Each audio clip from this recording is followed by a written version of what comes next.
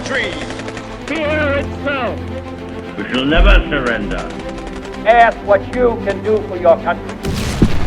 History Time HQ.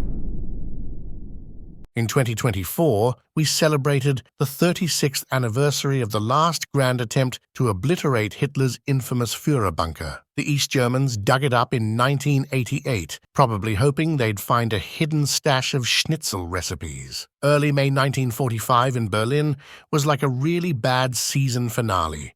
The city was left in shambles after years of aerial bombing and a finale of street fighting. Under Soviet occupation, the remaining 2 million residents were left scrounging for survival among the ruins, like contestants on a very grim reality show. In the garden of the Reich Chancellery, Hitler's bunker managed to stay intact, possibly due to some uber-German engineering. The old and new Chancellery buildings turned into ghostly husks, looted by their new Soviet overlords who probably thought, "We came, we saw, we pilfered." This bunker found itself in the Soviet sector of post-war Berlin. The Red Army began a demolition derby to get rid of both the Reich Chancellery ruins and the Führerbunker. They blew up the bunker's emergency exit and ventilation tower, causing the concrete structures to fall over like a bad game of Jenga. Eventually, they broke everything up, carted away the Reich Chancellery remains, and covered the area with earth. The whole site became a wasteland, sitting awkwardly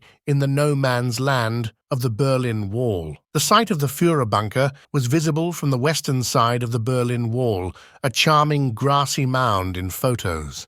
In 1987, the East German government, in a fit of optimism, decided to redevelop the area. They planned to build a series of prefabricated workers' flats on the old Reich Chancellery site, a move that was as exciting as a damp sock. The preparations for these buildings unearthed several Nazi-era bunkers, including Hitler's infamous bolt hole. In one photograph, we can see the remains of Dr. Goebbels' propaganda ministry, which survived the war relatively intact and was repurposed by the East German government because recycling is important, after all. In the foreground of one photo, we see a large Nazi-era bunker unearthed, looking like it had just woken up from a long nap. On the left, Friedrichstrasse appears with the former Directorate General of the Reichsbahn buildings, looking like they missed their calling as set pieces in a dystopian film. To the far left, there's the former Prussian Landrat on Leipziger Strasse, probably wondering what it did to deserve this. Another shot shows the former Reichsbahn director's office, with the foreground dominated by largely demolished bunkers from the new Reich Chancellery. After 38 years of being buried,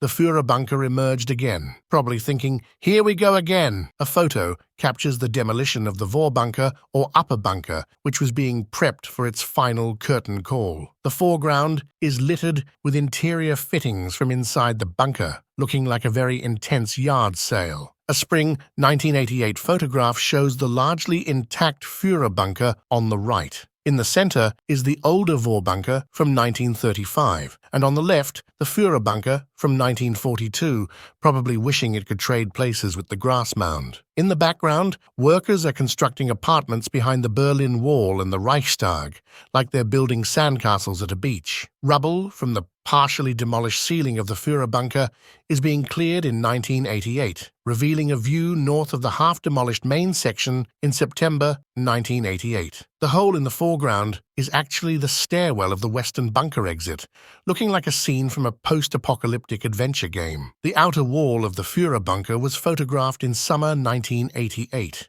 An explosion occurs as the Führerbunker is demolished, probably causing every nearby pigeon to take flight in terror. The roads were closed off by the Volkspolizei, making sure no one tried to join the demolition party. The Vorbunker was torn out and destroyed, but the Führerbunker, the lower bunker, stubbornly persisted. Its roof was removed, and it was filled with gravel and sand, then concreted over. Today it forms part of the garden and parking lot for these rather grim East German houses, standing as a quiet reminder that history, no matter how grim, always has a way of sneaking back into the present.